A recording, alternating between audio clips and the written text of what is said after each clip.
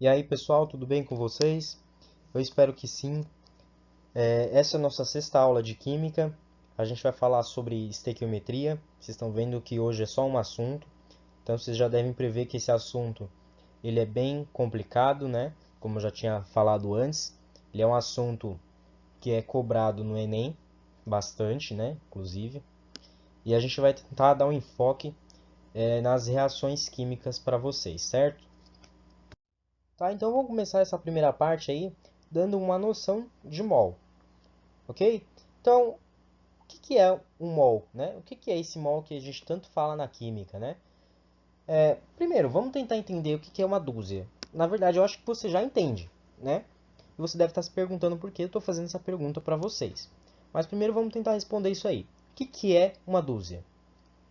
Uma dúzia é 12 unidades de alguma coisa, certo? Se eu tenho uma dúzia de laranjas, eu tenho 12 laranjas.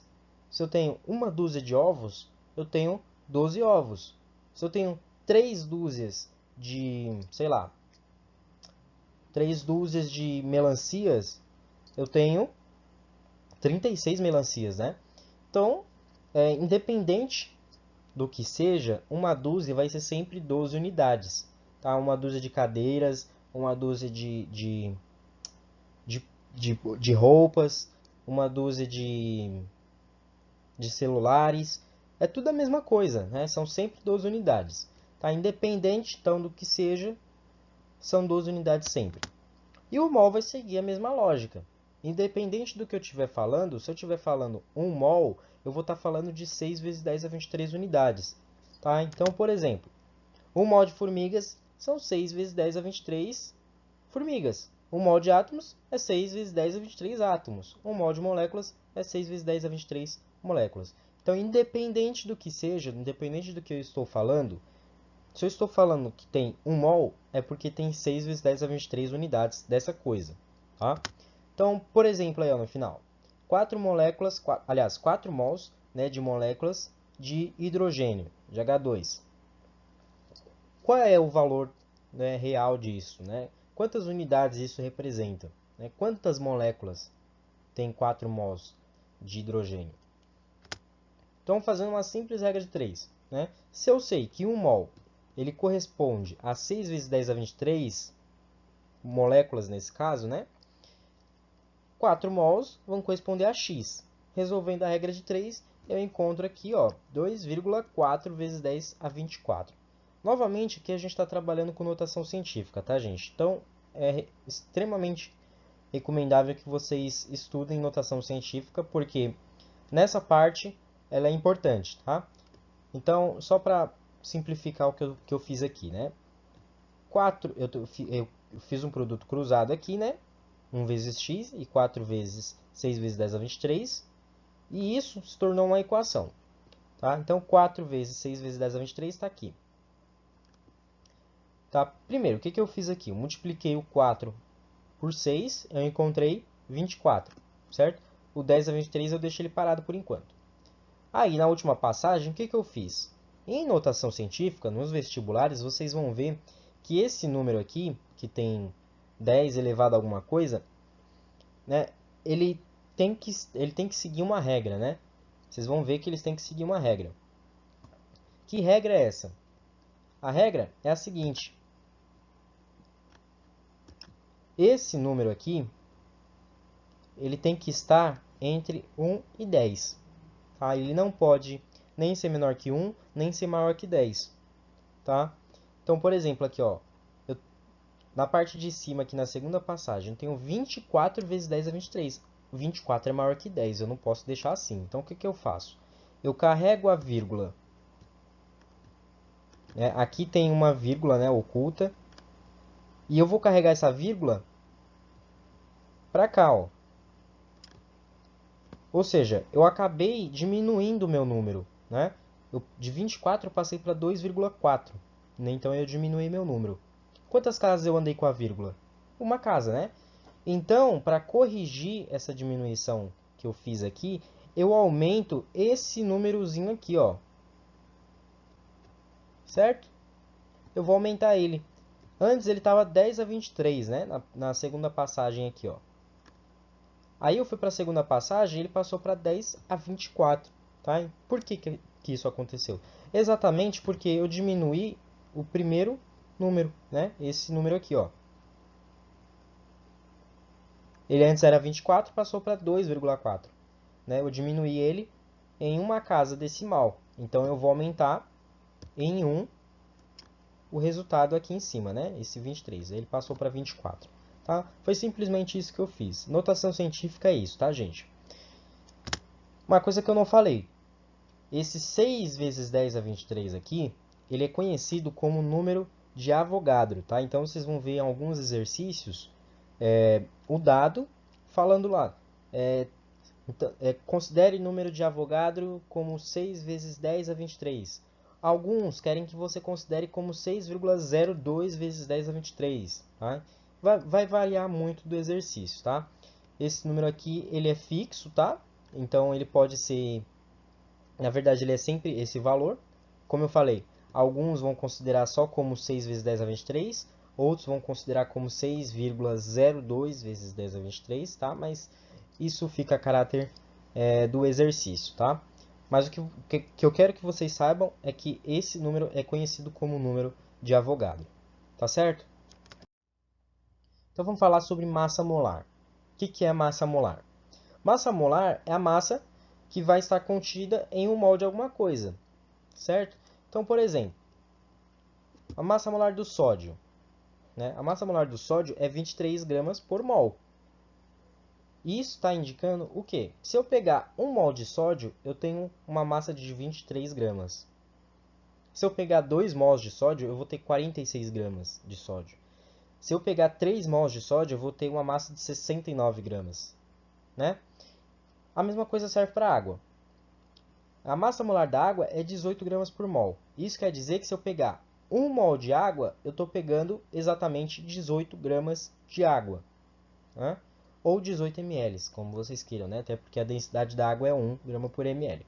Tá? Então, se eu pegar 2 mols de água, eu estou pegando 36 gramas de água. Né? Então, a ideia da massa molar é mais ou menos essa. Então, como é que a gente pode saber a massa molar de alguma coisa? Né? Essas massas elas são fixas? Como é que a gente encontra essas massas? Pela tabela periódica. Né? A gente viu lá na segunda aula a tabela periódica. E a gente viu que cada elemento tem a sua massa e tem o seu número atômico. Nessa parte, o número atômico ele não vai importar para a gente. O que vai importar mais é a massa atômica. Lembra que eu falei lá que era aquele A, né? Que era o maior número que aparecia em cada elemento? Então, nessa parte a gente vai usar isso. Tá, então vamos dar um exemplo aí de como calcular a massa molar de alguma coisa. Então, pegando o exemplo do carbono. Se você for lá na tabela periódica, você vai ver que o carbono está desse jeito, né? Então, aqui você vai ver dois números, o 6 e o 12. Aqui está falando, a massa do carbono é 12U. Esse U quer dizer unidades de massa atômica. 12U é a massa de um átomo de carbono. Agora, se eu pegar 6 vezes 10 a 23 átomos de carbono, ou seja, 1 mol, eu vou estar pegando 12 gramas. Exatamente o mesmo número que a unidade de massa atômica indica. Né? A diferença desse 12U aqui para esse 12 gramas por mol é que o 12U é para um átomo de carbono. O 12 gramas por mol é para 6 vezes 10 a 23 átomos de carbono. Tá? Então, o que vai mudar aí é só a unidade. Tá? Então, eu vou na tabela periódica, procuro a massa atômica do elemento, né? Que no caso 12, e essa vai ser a massa molar do meu elemento, né? Do carbono nesse caso. Então, segundo exemplo, qual a massa molar do ferro? Se eu for lá na tabela periódica, eu encontro esse número aqui, ó, 55,845. Vamos arredondar para 56, né? Para facilitar. Então, a massa atômica do ferro é 56U, 56 unidades de massa atômica. Qual é a massa molar, então? A massa molar dele vai ser a massa de 56 gramas por mol. Olha que fácil. Não tem nada de complicado nisso, né? Agora, vamos olhar para o último exemplo aí, ó. H2SO4. que eu quero que vocês entendam nessa parte é que aqui a gente não está tratando de um só elemento. Nos dois primeiros exemplos, a gente estava falando ou de um átomo de carbono ou de um átomo de ferro. Mas aqui eu tenho três elementos diferentes: o hidrogênio, o enxofre e o oxigênio. O enxofre é o S. Então, como é que eu vou calcular a massa molar do ácido sulfúrico, né, desse composto aqui? Como que eu vou calcular a massa molar dele? Então, pense o seguinte: o ácido sulfúrico ele é composto por dois átomos de hidrogênio. Cada átomo de hidrogênio tem uma massa 1U. E é composto também por um átomo de enxofre, que tem massa 32U. Que também é composto por 4 átomos de oxigênio, que tem massa 16U cada. Então, o hidrogênio está contribuindo com 2 unidades de massa atômica.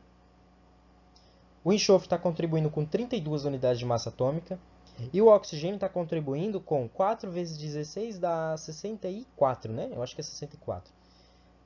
Então, cada um aí está contribuindo com um tanto de massa, né? Então, para a gente encontrar a massa molar do composto, que é constituído por mais de um átomo, a gente faz simplesmente isso aqui. Se eu tenho 2 átomos de hidrogênio, cada átomo de hidrogênio tem massa 1, então eu tenho massa 2 vezes 1. Cada átomo de enxofre contribui com 32 de massa. Só que eu só tenho um átomo, né? Então eu tenho 32 mesmo, né? 1 vezes 32 aqui. Só que eu tenho oxigênio também. E eu tenho 4 oxigênios, cada um com massa 16. Então 4 vezes 16. Tá? Então fazendo essa conta aqui, ó, 2 é a massa só de hidrogênio, 32 é a massa só de enxofre e 64 é a massa só de oxigênio. Somando tudo isso aí, eu encontro 98 gramas por mol. E essa é a massa molar desse carinha aqui, ó, do ácido sulfúrico. Tá? Então, é uma relação aí de massa molar por número de mols. Por que eu estou apresentando essa fórmula para vocês? Vocês podem usar essa fórmula tranquilamente, né, nos exercícios, mas em 95% dos exercícios a gente não vai usar essa fórmula. Porque eu, particularmente, não curto muito ficar gravando fórmulas. Eu odeio gravar fórmula. Tanto é que, assim, eu não dou aula de física exatamente por conta disso, né? Física você tem que decorar muita fórmula. Inevitavelmente você precisa decorar. E na química também você precisa decorar algumas fórmulas, né, matemáticas. Mas a maioria delas você consegue demonstrar, você consegue deduzir. Essa aqui é uma fórmula que eu estou apresentando para vocês. Por quê? Porque vocês podem se deparar com um exercício que nem esse aí, da FUVEST, né? Tinha que ser da FUVEST. O exercício ele fala o seguinte: a tabela abaixo apresenta o mol em gramas de várias substâncias. Aí você tem a primeira substância, o ouro, né, que é o AU, o ácido clorídrico, que é o HCl, o ozônio, que é o O3, o pentano, que é o C5H12, e a água. Né? Cada um tem a sua massa molar, que está dado embaixo aí, né? E aí ele fala o seguinte: comparando massas iguais dessas substâncias, a que apresenta maior número de moléculas é... Então, olha só que sacanagem. O número de moléculas é diretamente proporcional ao número de mols, tá? Esse Nzinho aqui, gente, esse Nzinho aqui é o número de mols. Esse M aqui é a massa. É uma massa qualquer que eu posso pegar de alguma coisa. E esse MM maiúsculo aqui é massa molar. Tá? Então, o que a gente tira de conclusão dessa fórmula? A gente tira de conclusão dessa fórmula que quanto maior a massa molar, menor é o número de mols para uma mesma massa. Se eu mantiver a massa M aqui, deixa eu só apagar essa setinha que ela ficou feia. Eu não gosto de fazer coisa feia. Então aqui, o número de mols diminui. Tá? Então, pelo que o exercício está falando aí, comparando massas iguais de cada uma dessas substâncias. Tá? O que isso quer dizer? Que eu estou mantendo esse M aqui, ó, constante. Então, eu vou pegar, por exemplo, 1 grama de ouro, 1 grama de HCl, 1 grama de ozônio, 1 grama de pentano e 1 grama de água. Né? Qual que vai ter o maior número de moléculas? É isso que ele está me perguntando. Então, fazendo essa análise que eu estou fazendo aí para vocês. Quanto maior a massa molar, menor o número de mols. Por que isso acontece, né? Porque, ó, pensa comigo, se eu tenho R$3 para dividir para uma pessoa, eu tenho 3, né? Se eu tenho R$3 para dividir por um número maior de pessoas, eu tenho um resultado menor, né? De 1,5. O que eu quero que vocês percebam nesse caso é que, analogamente, se eu aumentar a minha massa molar, o número de mols diminui. E o número de mols ele está diretamente relacionado com o número de moléculas. Então, aquele que vai apresentar... Vamos só fazer uma relação contrária agora, né? Se o número de massa molar aumenta, o número de mols diminui. Mas, se o número de massa molar diminui, o número de mols aumenta. Né? Pelo mesmo caso que eu fiz aqui do lado direito para vocês, né? Se eu tenho esse primeiro caso aqui, ó, eu tenho R$3 para dividir por 2 pessoas. Eu vou ter R$1,5 para cada um. Se eu diminuir o número de pessoas, o resultado dessa divisão aumenta. E é o que está acontecendo aqui. Se eu tenho uma massa molar menor, eu tenho um número de mols maior. Né? Então, o que eu vou fazer aqui? Procurando nessa tabela, eu vou ver qual que tem a menor massa molar. Né? Para ver qual que apresenta o maior número de mols e, consequentemente, o maior número de moléculas. Quem é que apresenta a menor massa molar aqui nesse caso? É a água, né? Que é 18. Todos os outros têm massas maiores. Então, a água é a que vai apresentar o maior número de moléculas para uma mesma massa de cada um desses aí, que tem na tabela. Tá? Então, a resposta aqui seria água. E se o exercício estivesse perguntando o contrário? A que apresenta menor número de moléculas? Bom, se eu quero a que apresenta menor número de moléculas, eu sei que se eu aumentar a massa molar, o número de mols diminui, né? Ou seja, menor vai ser o número de mols. Então, eu vou ter que procurar aqui qual que tem a maior massa molar. Que no caso aqui é o ouro, né? Tem 197 gramas por mol. Tá? Então, nesse caso, o ouro é o que teria menor número de moléculas. Tá? Eu espero que isso tenha ficado claro para você. Então, eu vou fazer o primeiro exemplo.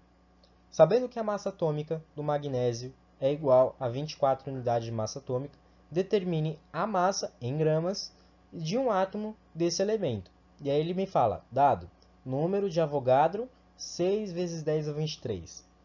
Tá? Foi aquilo que eu falei no início da aula para vocês. Então, o que eu vou ter aí no primeiro caso?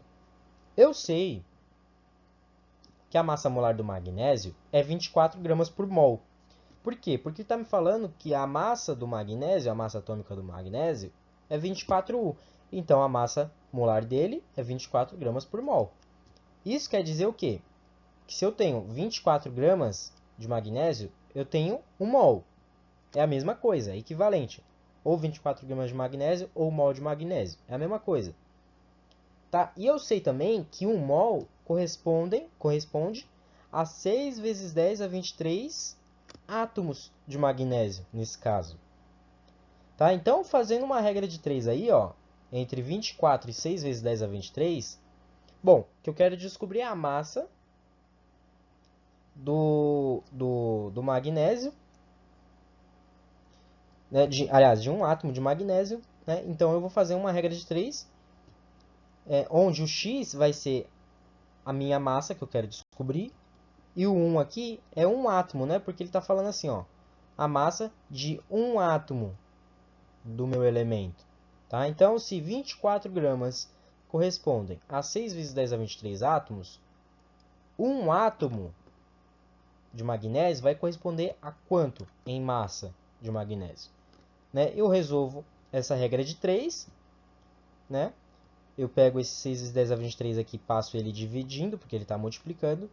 24 dividido por 6 é 4, né? E aí, o que eu vou fazer? Novamente, notação científica, tá, gente? Eu pego esse 10 a 23 aqui e passo ele para cima, né? Ele está no denominador aqui e eu vou passar ele para o numerador, né? Eu vou passar ele para a parte de cima. Se eu fizer isso, o sinal dele vai inverter, né? Propriedade de potência, nono ano, ou acho que é sétimo ano do ensino fundamental. Sétimo não, acho que é oitavo ano. Então, eu inverti a fração, eu inverti o 10 a 23, passei ele para cima, o sinal do expoente dele vai mudar, né? Se antes era positivo, vai passar a ser negativo agora. Então, essa é a massa que tem um átomo de magnésio. Tá? Então, recapitulando o que eu fiz aqui. Eu sei que a massa molar do magnésio é 24 gramas por mol. Isso quer dizer que a cada 24 gramas que eu pegar de magnésio, eu vou estar pegando 1 mol de magnésio. Só que eu sei que 1 mol de magnésio corresponde a 6 vezes 10 a 23 átomos de magnésio. Tá? Então, fazendo uma regra de 3 entre 24 e 6 vezes 10 a 23. O exercício me pergunta a massa de um átomo de magnésio. Eu coloco 1 aqui, de um átomo, né? E eu quero saber a massa. Então, x aqui vai ser a minha massa. Resolvendo a regra de 3, eu chego em 4 vezes 10 a menos 23 gramas. Então, essa é a massa de um átomo de magnésio. Exemplo 2. Considere um copo que contém 180 ml de água. Determine, respectivamente, o número de mol de moléculas de água, o número de moléculas de água e o número total de átomos. E aí ele me dá as massas atômicas de cada elemento. Do hidrogênio 1, do oxigênio 16. E ele fala que o número de Avogadro é 6 vezes 10 a 23. Além de falar também que a densidade da água é 1 grama por ml. Isso é praticamente padrão. Tá? Então, primeiro passo. Vou determinar o número de mol de moléculas de água. Como que eu faço isso? Eu sei que 180 ml de água, que é o que tem no copo, é 180 gramas de água. E eu sei que a massa molar da água é 18 gramas por mol, né? Por quê? Porque ele está me falando o seguinte, massa atômica do hidrogênio é 1, do oxigênio 16. Se na fórmula da água eu tenho 2 hidrogênios, então eu tenho 2 vezes a massa de um hidrogênio. Se eu tenho só um oxigênio, eu tenho uma vez a massa de oxigênio. Fazendo essa continha aí, eu chego que a massa molar de água é 18 gramas por mol. O que isso quer dizer? Quer dizer que a cada 18 gramas de água que eu pegar, eu vou estar pegando exatamente 1 mol de água. Só que eu sei que dentro do copo de água tem 180 gramas de água, de H2O. Então eu vou colocar esses 180 gramas aqui embaixo da massa, né? E X é o número de mols que eu quero calcular. É o número de mols de água. Resolvendo essa regra de 3, eu chego num resultado de 10 mols. Tá? Então, dentro desse copo tem 10 mols de água. Tá? Então, você chega para sua mãe e fala assim, mãe, dá para você pegar 10 mols de água para mim? Ela vai te dar um tapão, né?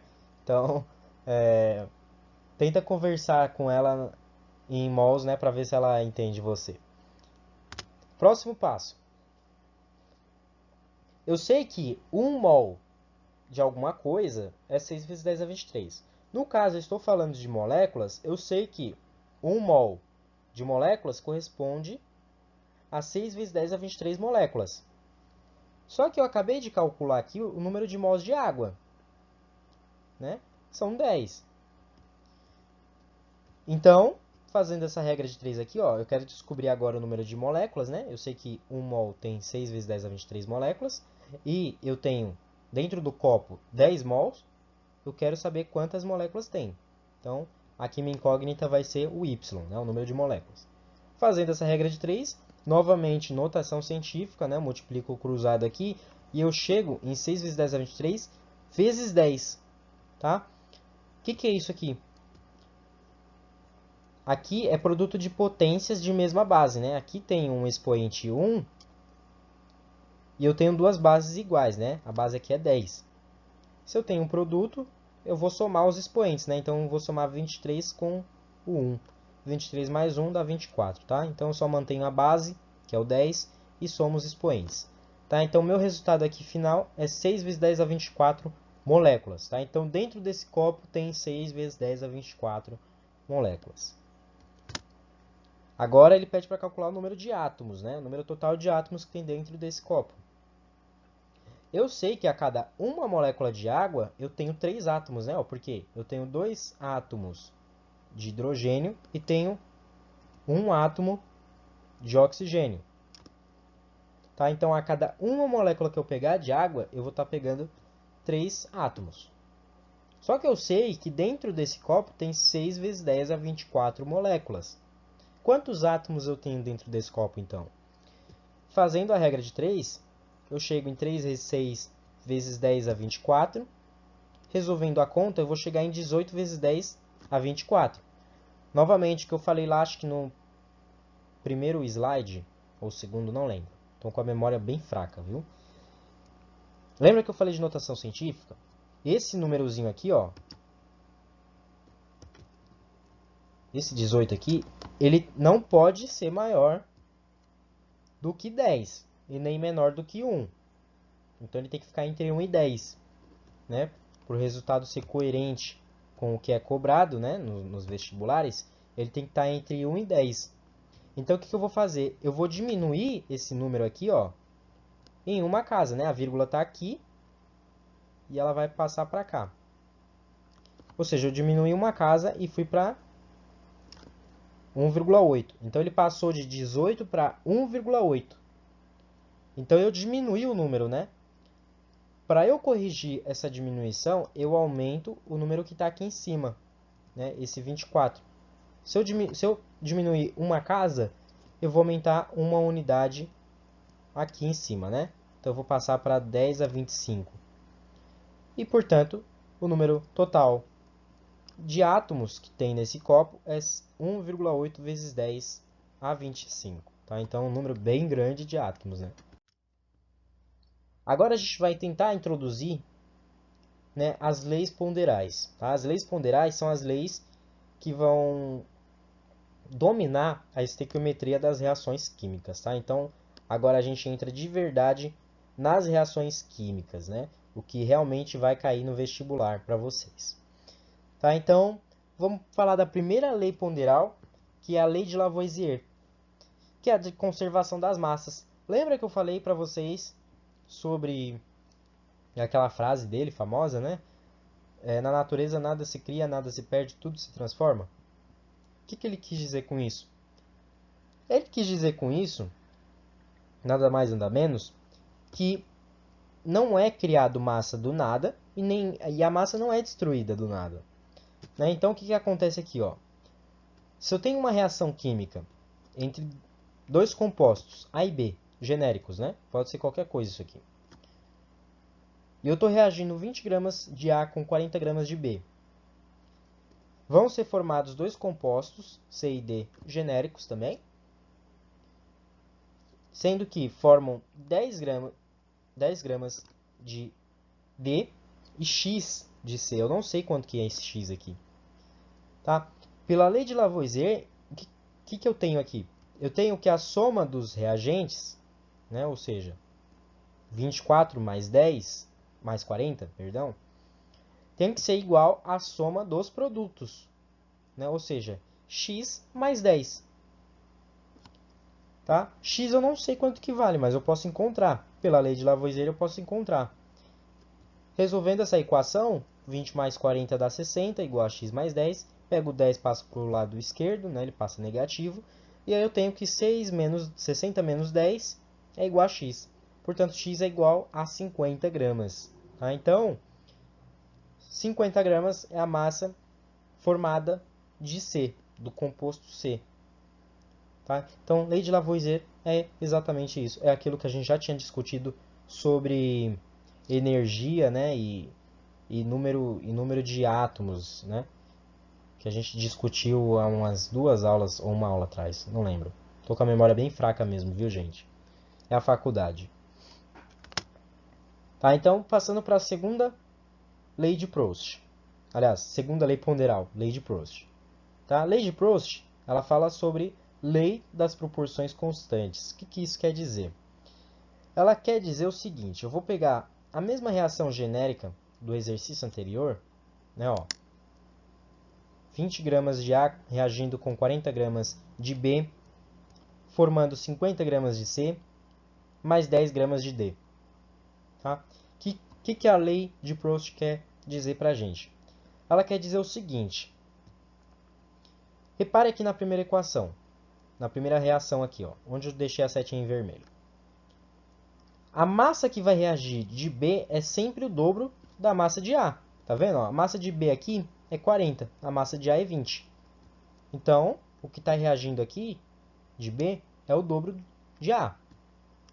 Analogamente, se eu olhar para o lado direito da reação, a massa que é formada de C, que é 50 gramas, é sempre 5 vezes maior que a massa formada de D. Tá vendo? Aqui, ó, 50 é 5 vezes maior que 10. Então, vamos supor que eu coloque, então, 10 gramas de A para reagir. Quanto que vai reagir de B? Né? B não reage sempre o dobro? Sim, né?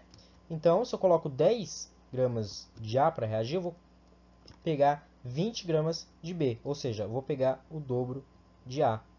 Tá? Mesma coisa do lado direito. Se a massa formada de C é sempre 5 vezes maior que a massa formada de D, aqui eu tenho 25 gramas de C e 5 gramas de D. 25 é 5 vezes maior do que 5. Tá? Então, repare que essas proporções elas não mudam, independente da quantidade que eu coloco de cada reagente, de cada produto que eu formo. Tá? Então, olha o último exemplo aqui. Ó. 80 é o dobro de 40, né? Ou seja, a massa de B é o dobro de A. Aqui é a mesma coisa. Ó.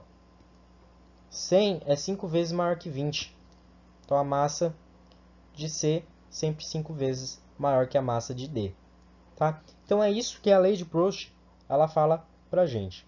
Tá? Então, aí tem um exemplo. Ó. Uma reação genérica de novo. Eu tenho 3A reagindo com 2B, formando 4C e 2D. O que esse 3, esse 2, esse 4 e esse 2 querem dizer para a gente? Simplesmente eles querem dizer que esses são os números de mols que reagem de cada composto. Tá? Então, olha só.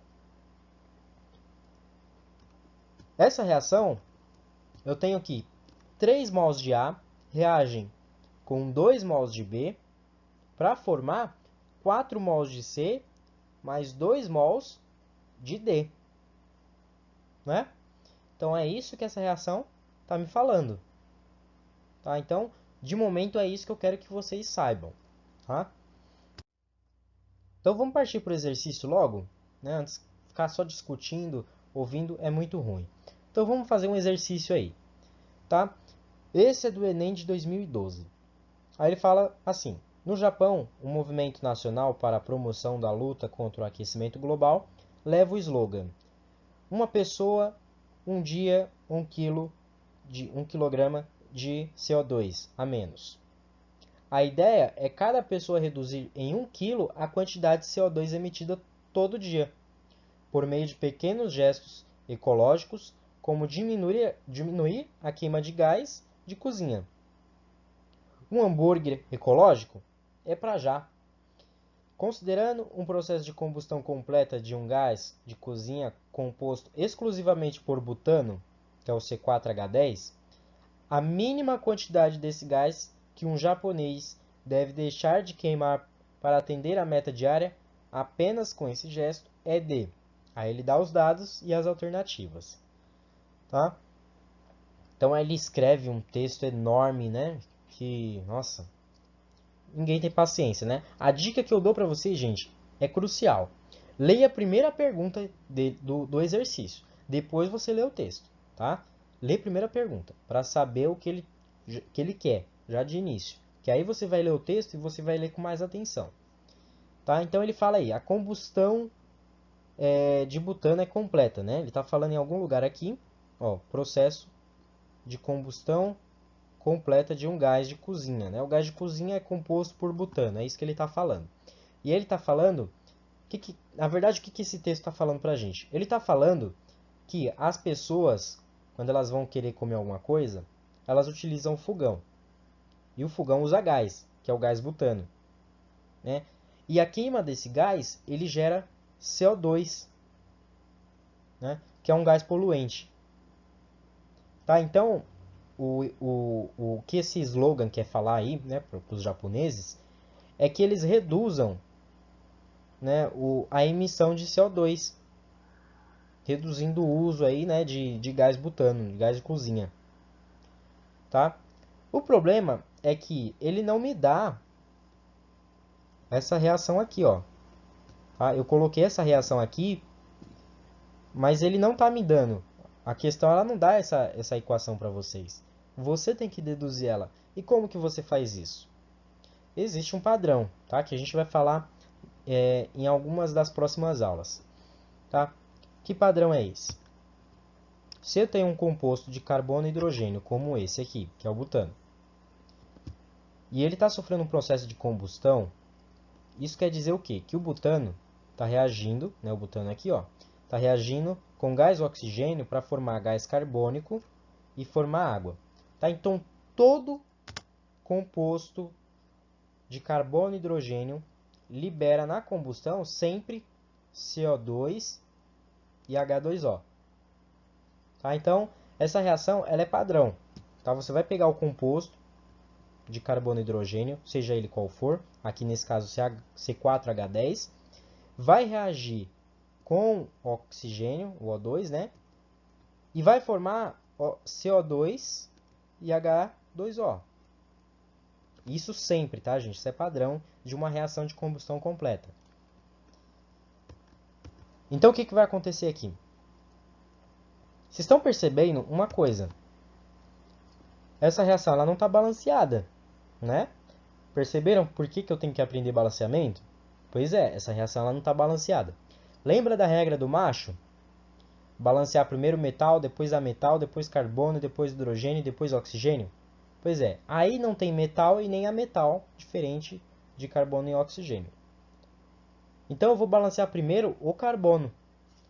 Para balancear o carbono, eu coloco 4 aqui na frente dessa molécula. E aí eu passo a ter 4 carbonos do lado direito da equação.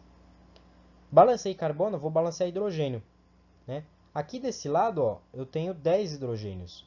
Aqui desse lado eu só tenho 2. Para que aqui fique 10 também, eu multiplico isso aqui por 5, né?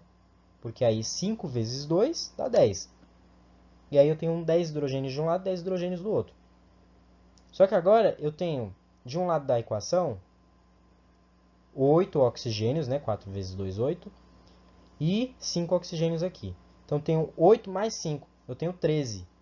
Tá? Então, eu vou multiplicar isso aqui, esse oxigênio aqui, por 13 sobre 2, né? E eu falei para vocês na aula passada o porquê desse 13 sobre 2. Tá? Então, resumidamente, o que eu fiz foi o seguinte. Foi balancear a minha equação. Deixa eu apagar esses números aqui, que eles vão vir aqui. Tá? Balancei minha equação. E agora eu posso partir para a estequiometria, né? E aí ele fala o seguinte: a mínima quantidade desse gás que um japonês deve deixar de queimar para atender a média diária é... O que o exercício está me falando? Que as pessoas têm que reduzir em 1 kg a quantidade desse cara aqui, né? Reduzindo a queima desse cara aqui. Então, existe uma proporção entre a quantidade desse deste gás e deste gás.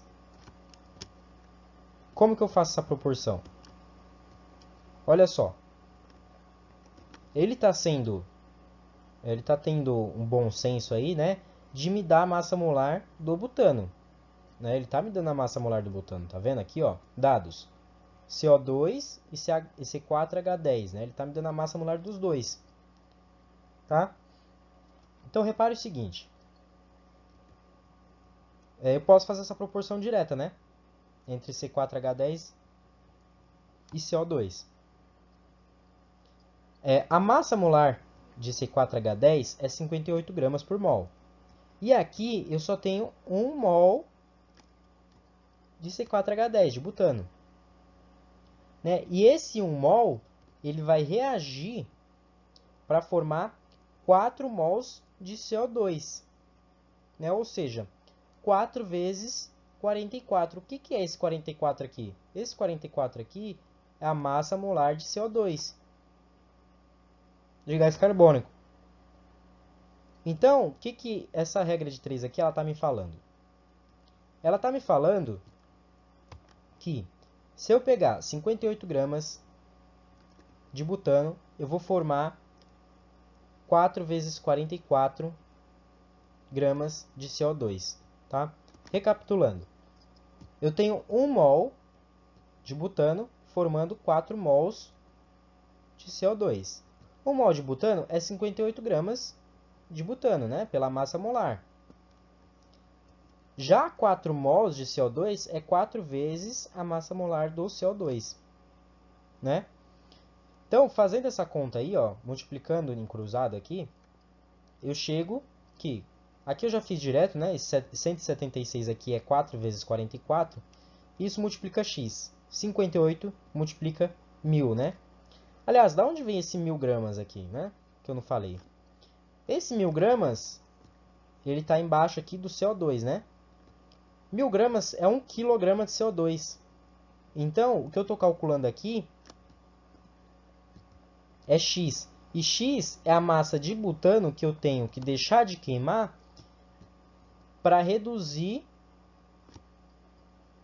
a emissão de 1 kg de CO2. Tá? É isso que esse exercício está me falando. Se eu quero reduzir em 1 kg a emissão de CO2, eu tenho que reduzir em x a queima de butano. Tá? Então, fazendo esse produto aí, né? Esse produto cruzado. Eu chego em 176x igual a 58.000. Tá? Passo dividindo esse 176 e eu chego a uma massa de 330 gramas. O problema é que o exercício não está me dando nenhuma massa aqui em gramas, está tudo dando em quilogramas. Então, eu transformo esses 330 gramas em quilogramas. Né? Como é que eu faço isso? Divido por 1000, né? A gente viu nas aulas anteriores como é que faz isso. Tá? Então, a massa aqui de butano que eu tenho que deixar de queimar por dia é 0,33 kg. Tá? Então, a resposta aqui é a letra B. Tá? Bom, se você não entendeu isso, você me manda mensagem, tá? Eu sei que essa parte aqui ela é bem pesada, tá? Então, não leva a dúvida para casa, tá? Próximo exemplo, então. Enem de 2011. O peróxido de hidrogênio é comumente utilizado como antisséptico e alvejante. Também pode ser empregado em trabalhos de restauração de quadros enegrecidos e no clareamento de dentes. Inclusive, isso é muito verdade, viu, gente? Peróxido de hidrogênio é água oxigenada, tá? Se você escovar seus dentes com um pouco de pasta de dente e água oxigenada, seus dentes vão ficar um pouco mais limpos. Mais brancos, no caso, né? Limpos, a gente não vai falar, mas brancos eles vão ficar. Tá? Continuando.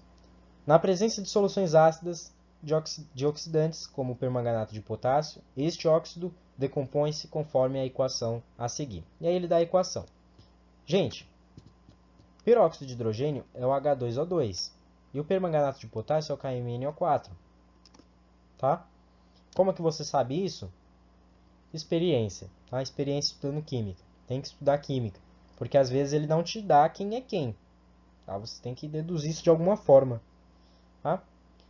Aí ele fala, De acordo com a estequiometria da reação descrita, a quantidade de permanganato de potássio necessária para reagir completamente com 20 ml de uma solução 0,1 mol por litro de peróxido de hidrogênio é igual a... Primeiro, eu tenho que saber quantos mols de peróxido de hidrogênio tem nesse negócio aí, né?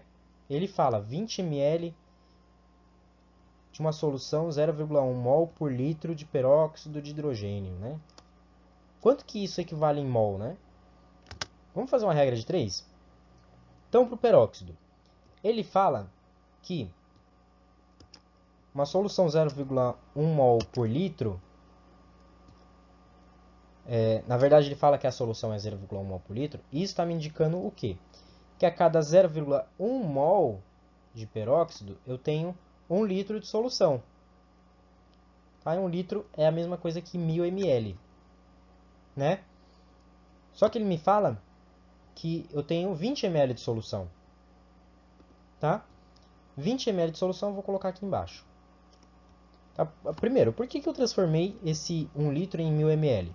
Transformei em 1000 ml porque o volume de solução que ele me dá é 20 ml, né? Ele está dando em ml. Tá? Então eu vou deixar tudo na mesma unidade. Se eu não deixar na mesma unidade, eu vou errar o exercício. Tá? Então, cuidado com isso. Resolvendo essa regra de 3 aqui, o X no meu caso, é o número de mols de peróxido de hidrogênio que tem em 20 ml.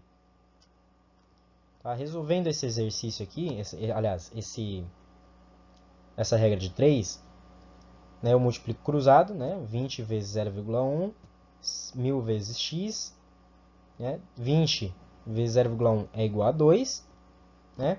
E aí, aqui nesse espaço aqui, eu passo o 1000 dividindo, né, eu tenho 2 dividido por 1000, 2 dividido por 1000 é 0,002 mol, no caso de peróxido de hidrogênio. Tá? Então, 20 ml de solução de peróxido de hidrogênio, dessa solução no caso, né, de 0,1 mol por litro, 20 ml dessa solução tem exatamente 0,02 mol de peróxido. Tá? Por que isso vai ser importante? Porque ele pergunta a quantidade de permanganato de potássio necessária para reagir completamente com esses 20 ml. Para que eu saiba a quantidade de permanganato, que aqui eu reparo, ó, todas as respostas estão sendo dadas em mol, né? Eu preciso saber quanto que está sendo reagido de peróxido, né? Em mol. Aí eu fiz essa conta e descobri que reagem aí 0,02 mol de peróxido. Então, de acordo com a reação, 5H2O2 reagem com 2KMnO4, né? Ou seja, 5 mols de peróxido reagem com 2 mols de permanganato. Só que eu tenho que encontrar a quantidade de permanganato de potássio que reagem com 0,002 mols de peróxido. Tá? Então, monto essa regra de 3 aqui, né? Faço o produto cruzado, 5 vezes x é igual a 2 vezes 0,002, né? Repare que aqui, ó, eu peguei esse 0,002 e transformei em notação científica, né? Por quê? Porque ficar trabalhando com um número muito pequeno é ruim, né, de fazer conta. Então, eu transformei isso aqui em notação científica. E eu já expliquei como a gente faz isso, tá? Nas aulas anteriores. Bom, transformei isso aqui em notação científica, o que eu vou fazer? Multiplico 2 por 2 aqui, dá 4, né? Mantenho 10 elevado a menos 3. E isso tem que ser igual a x. Agora, eu pego esse 5, que está multiplicando x, e passo ele dividindo. Né? E aí eu divido 4 por 5. Tá? E 4 dividido por 5 é 0,8. Mantenho 10 a menos 3 aqui, né? Então, eu tenho 0,8 vezes 10 a menos 3. Esse número aqui, lembra que eu falei em notação científica? Esse valor aqui, ele não pode ser nem menor do que 1, nem maior do que 10. 0,8 é menor do que 1. Então, tem que aumentar ele, né? Aumentar para quanto? Aumentar para 8, né? Aqui, ó. Aumentei para 8. Aí fica a pergunta. Eu aumentei o número. O que eu tenho que fazer? Eu tenho que diminuir esse número aqui, tá? Ou seja, se eu aumentei em uma casa, eu diminuo em uma unidade esse valorzinho aqui, né? Aí ele passa para 10 a menos 4. Mas, Gustavo, 4 não é maior do que 3? 4 é maior do que 3, mas menos 4 não é maior do que menos 3, tá? Então, aqui houve uma diminuição. Beleza? Eu espero que você tenha entendido isso, porque realmente isso aqui é complicado e isso aqui cai no Enem, tá? E às vezes nem cai do jeito que está aqui, tá? Ele vai cair de outras formas que a gente vai ver nas próximas aulas, tá? Quando a gente estiver falando de termoquímica, né, a gente vai falar de estequiometria também, só que com relação à energia de reação. Tá? Então não vai cair desse jeito aqui que está caindo. Pode cair desse jeito, mas em geral vai cair associado a outras coisas. Tá? Então estudem bastante isso aqui, tá, gente? Se você não entendeu, não se preocupa, né? Estuda isso aqui com calma, me peça ajuda, eu vou ajudar vocês. Tá? Terceiro exercício. Esse aqui é o último exercício sobre estequiometria do Enem. Aí ele fala o seguinte: atualmente, sistemas de purificação de emissões poluidoras estão sendo exigidos por lei em um número cada vez maior de países. O controle das emissões de dióxido de enxofre gasoso provenientes da queima de carvão, que contém enxofre, pode ser feito pela reação desse gás com uma suspensão de hidróxido de cálcio em água, sendo formado um produto não poluidor do ar. A queima do enxofre e a reação do dióxido de enxofre com o hidróxido de cálcio, bem como as massas de algumas das substâncias envolvidas nessas reações, podem ser assim representadas, né? 32 gramas de enxofre mais 32 gramas de oxigênio formam 64 gramas de dióxido de enxofre. E 64 gramas de dióxido de enxofre reagem com 74 gramas de hidróxido de cálcio para formar um produto não poluidor. Aí ele não dá essa quantidade porque não importa. Dessa forma, para absorver todo o dióxido de enxofre produzido pela queima de 1 tonelada de carvão, contendo 1% de enxofre, é suficiente a utilização de uma massa de hidróxido de cálcio de aproximadamente, tá? Aí a gente vai começar a primeira parte do exercício, né? Esquece essa regra de 3 que está aí, tá, gente? Ela vem depois. Tá? Então, a primeira coisa que eu tenho que fazer. Ele me fala... primeiro, o que esse exercício está me falando? Ele está falando que muitas indústrias, né, queimam carvão e o carvão tem enxofre, né? E esse enxofre ele reage com oxigênio para formar um composto chamado dióxido de enxofre. E o dióxido de enxofre ele é poluente, tá? Então, para que esse poluente não seja liberado na atmosfera, ele é reagido com hidróxido de cálcio para formar um outro produto aí que não vai poluir o meio ambiente, tá? Então, o que eu tenho aí? A quantidade de enxofre que nós temos no carvão é 1% de 1 tonelada, tá? Por que 1 tonelada? Porque ele está falando aqui, ó.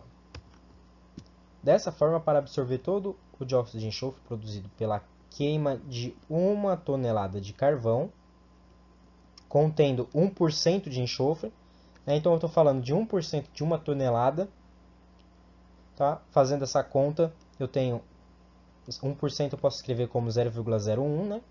Vezes 1 tonelada pode ser escrito como 1000 quilos, né? 0,01 vezes 10 vezes 1000 é igual a 10 quilos e 10 quilos é igual a 10.000 gramas, tá? Então, em 1 tonelada de carvão, eu tenho 10.000 gramas só de enxofre, né? Porque o carvão ele tem 1% de enxofre. Se eu tenho 1 tonelada de carvão, eu vou ter 10.000 gramas de enxofre. E por que eu quero saber essa quantidade? Porque, ó, vamos observar a primeira reação aqui, ó. Enxofre reagindo com oxigênio formando dióxido de enxofre. Aqui ele está me falando, ele já está me dando as massas, né? Que ele está falando o seguinte: 32 gramas de enxofre reagem com 32 gramas de oxigênio para formar 64 gramas de dióxido de enxofre. Tá? E é isso que a minha regra de 3 está falando aqui. Ó. 32 gramas de enxofre reagem para formar 64 gramas de dióxido de enxofre. Só que eu descobri aqui, pela porcentagem, que eu tenho o quê? 10.000 gramas de enxofre. Então, eu vou colocar essa massa aqui, embaixo da massa de enxofre. E eu quero descobrir quanto é formado de dióxido de enxofre a partir de 10.000 gramas de enxofre. Né? Fazendo essa regra de 3, eu chego que o valor que é liberado de dióxido de enxofre na queima de 10.000 gramas de enxofre é 20.000 gramas. 20.000 quilogramas. Aliás, 20.000 gramas, tá certo. Falei certo. Tá? E aí, pela segunda reação, o que eu vou ter? Vamos observar aqui a segunda reação. A segunda reação está falando o seguinte, que 64 gramas de dióxido de enxofre reagem com 74 gramas, né, ó, 74 gramas de hidróxido de cálcio. Tá? Se eu tenho uma liberação de 20.000 gramas de dióxido de enxofre, vou colocar essa massa aqui embaixo, né? E eu quero descobrir Y, ou seja, qual é a massa de hidróxido de cálcio que vai reagir com esses 20.000 gramas. Fazendo essa regra de 3, eu chego no resultado de 23.125 gramas de hidróxido de cálcio. Só que aqui eu vejo nas respostas que eu não tenho nenhuma massa em gramas. Vou transformar isso aqui em quilogramas, dividindo por 1.000. Se eu dividir por 1.000, eu chego em 23,1 quilos, tá? Então, a resposta aqui é a letra A. Tá? Então, resumindo, recapitulando tudo que eu fiz aqui. Primeiro, eu encontrei a massa que tem em 1 tonelada de carvão, né? A massa de enxofre que tem 1 tonelada de carvão. E aí, quando você queima 1 tonelada de carvão, você libera essa massa de enxofre. Essa massa de enxofre é queimada. E essa queima libera 20.000 gramas de dióxido de enxofre, que é poluente. Né? Então, esses 20.000 gramas eles têm que ser reagidos com alguma coisa para não poluir o meio ambiente. Eles são reagidos com 74 gramas de hidróxido de cálcio. Pela estequiometria, a regra de 3 que eu fiz aqui, eu encontrei que a massa necessária de hidróxido de cálcio para neutralizar todo esse poluente que é liberado é igual a 23,1 kg. Tá? Bom, espero que você tenha entendido, porque se você não entendeu, tente entender isso fazendo muito exercício, né? Claro, eu sei que esses exercícios que eu resolvi aqui são bem complicados, né? Isso foi de propósito, já que é para você pegar o jeito da coisa, né? Quando vocês pegarem um exercício mais fácil, vocês vão conseguir fazer, tá? Então, isso aqui é prática, tá, gente? Eu sei que essas ideias elas não caem assim na sua cabeça do nada, tá? Mas para isso você tem que praticar. Muita prática vocês conseguem, né, fazer um exercício desse sim mole, tá? Então, muito exercício, pratique muito exercício para você ficar craque nisso, tá certo? Então vamos falar sobre gases ideais ou gases perfeitos, né? O que são gases ideais? Gases ideais são gases que a gente pode considerar, né, moléculas, como esferas. Tá? Então eu posso considerar esses gases como esferas que não vão interagir entre si. Lembra que eu falei sobre forças intermoleculares? Que as moléculas interagem entre si? Se eu considerar que um gás é ideal, eu estou considerando que eles não realizam aquelas interações. Tá? Só que tem um problema. Em geral, os gases eles não se comportam como gases ideais, eles se comportam como gases reais. Né? Mas, para fim didático, a gente vai considerar que os gases reais se comportam como gases ideais. Tá? Por quê? Porque a gente vai estar falando de baixas pressões. Né? A gente vai estar falando que esses gases vão estar a baixas pressões. Aí, quando os gases reais estão a baixas pressões, eles se comportam como gases ideais. Tá? Pois bem, os gases ideais eles obedecem uma equação matemática chamada equação de Clapeyron. tá? Que é essa equação aqui, ó. P vezes V igual a N vezes R vezes T. Tá? Essa equação aqui, ela dá uma relação entre pressão, que é o P, volume, que é o V, N, que é o número de mols, e T, que é a temperatura. Tá? Aqui está falando as condições, né, para que cada um desses valores sejam dados. Tá? A pressão ela tem que ser dada em atm, obrigatoriamente. O volume tem que ser dado em litros. Né? A constante, o R aí é uma constante, tá, gente? A gente fala que é uma constante, por quê? Porque esse valor aqui, ele não muda. Independente do gás, ele vai ser sempre esse valor. Tá? Então, esse valor aqui ele é fixo. E a temperatura ela tem que ser dada em Kelvin. A gente vai mostrar como transformar temperaturas em Kelvin. Tá? Então, gases ideais obedecem essa equação aqui, que é a equação de Clapeyron. Então, o primeiro exemplo aí, ó. Exemplo que eu tirei do livro dos Beck Salvador. Qual o volume de um balão contendo 44 gramas de gás hélio, utilizado em parques de diversões ou em propaganda num dia em que a temperatura é 32 graus Celsius e a pressão do balão é 2,50 atm? Bom, vou considerar que o gás hélio é um gás ideal. Então ele obedece essa equação aí, ó, PV igual a nRT. Bom, eu tenho um valor da pressão. A pressão é 2,50 atm. Tá? Tá na unidade certa. E eu tenho a temperatura também. Só que, cuidado, a temperatura que ele está me dando é em 32 graus Celsius. Mas eu preciso da temperatura em Kelvin. Tá? Eu preciso da temperatura em Kelvin. Ah, e outra coisa, tá, gente?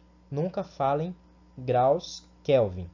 Tá? Se um dia vocês forem escrever, sei lá, fazer FUVEST, escrever na questão dissertativa graus Kelvin, vocês vão perder muito ponto porque não existem graus Kelvin. O que existe é temperatura em Kelvin, não é igual ao grau Celsius, tá?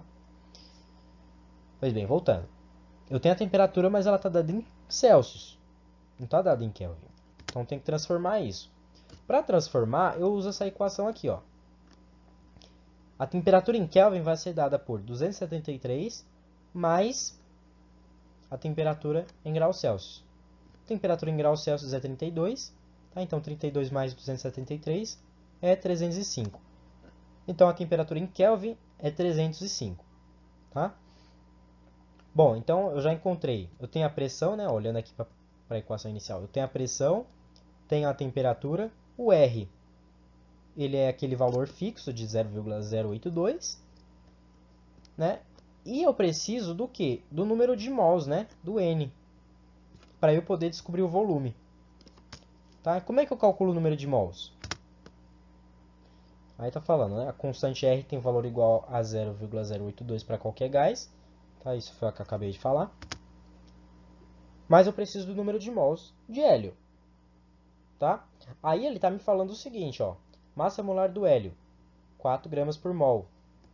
Aqui tá mol a menos 1. Gente, mol a menos 1 e gramas por mol é a mesma coisa, tá?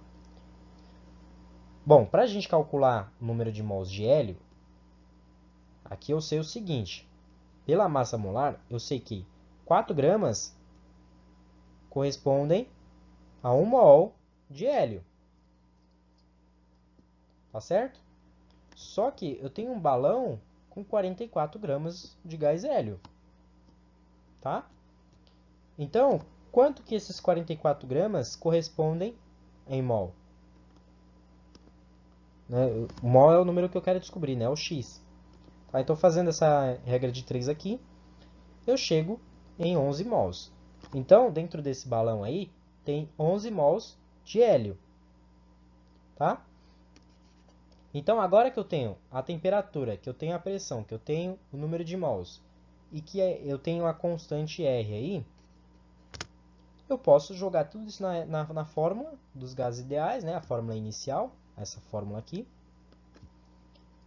Eu jogo tudo na fórmula e encontro, isolo, né, o volume, e encontro o volume desses 44 gramas de gás hélio. Tá certo? Pois bem. Agora vamos falar sobre volume molar de gases. Vamos utilizar a equação de Clapeyron para fazer uma coisa que, em geral, as pessoas, os professores não explicam. Tá? Se a gente utilizar a equação de Clapeyron para 1 mol de um gás qualquer, pode ser qualquer gás, gás carbônico, gás oxigênio, gás hélio, pode ser qualquer gás. Né? Se eu estiver considerando, vamos pegar o exemplo, né, do slide anterior, um balão com gás hélio, com 1 mol de gás hélio no caso, e esse gás hélio está a uma pressão de 1 atm, de 1 atmosfera, né? E a uma temperatura de 0 graus. Tá? Quando o gás está nessas condições, ou seja, se eu tenho um gás a uma pressão de 1 atm e 0 graus Celsius, eu falo que esse gás está na CNTP. Parece um palavrão, né? Mas isso quer dizer o quê? Condições normais de temperatura e pressão. Tá? Então, se o exercício me fala que o gás está na CNTP, é porque ele está a 1 atm e 1 grau Celsius. Tá? Então, bom, eu tenho que trabalhar, se eu for utilizar a equação de Clapeyron, tenho que trabalhar em Kelvin, né? Para eu transformar Celsius em Kelvin, eu uso essa equação aqui. Como eu tenho 0 graus Celsius, eu tenho 273 Kelvin. E aí, bom, eu tenho a massa, eu tenho o número de mols.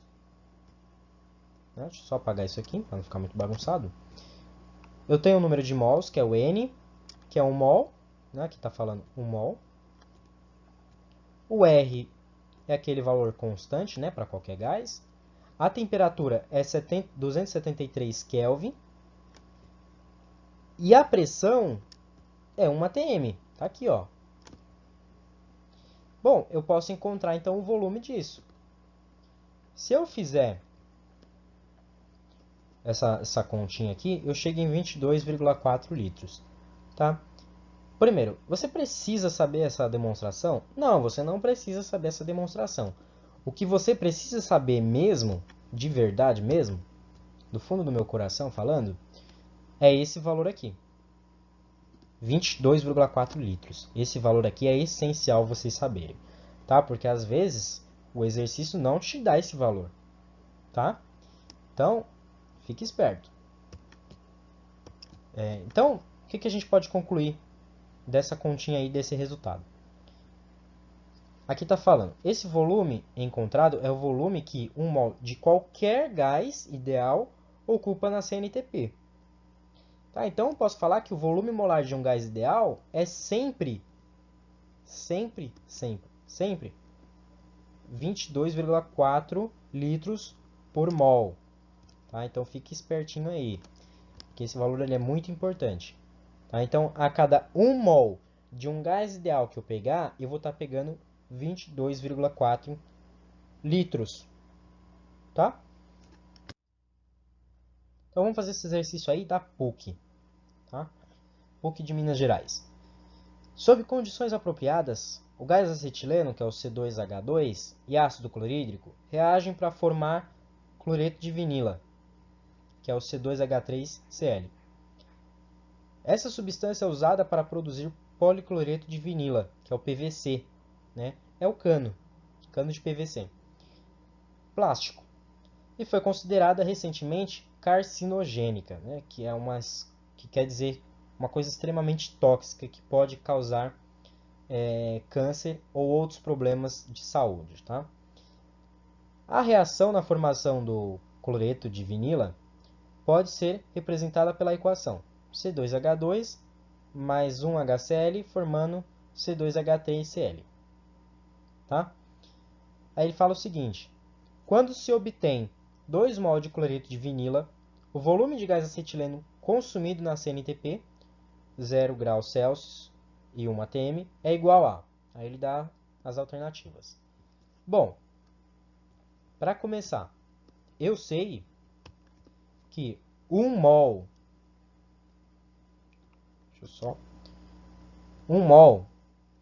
de gás acetileno, ele ocupa 22,4 litros. Tá? Por quê? Porque ele está na CNTP. Vocês estão vendo que o exercício não me deu o valor de 22,4 litros. É por isso que eu pedi para vocês decorarem esse valor. Tá? Então, 1 mol de gás acetileno ocupa 22,4 litros. Né? E acontece que 1 mol de acetileno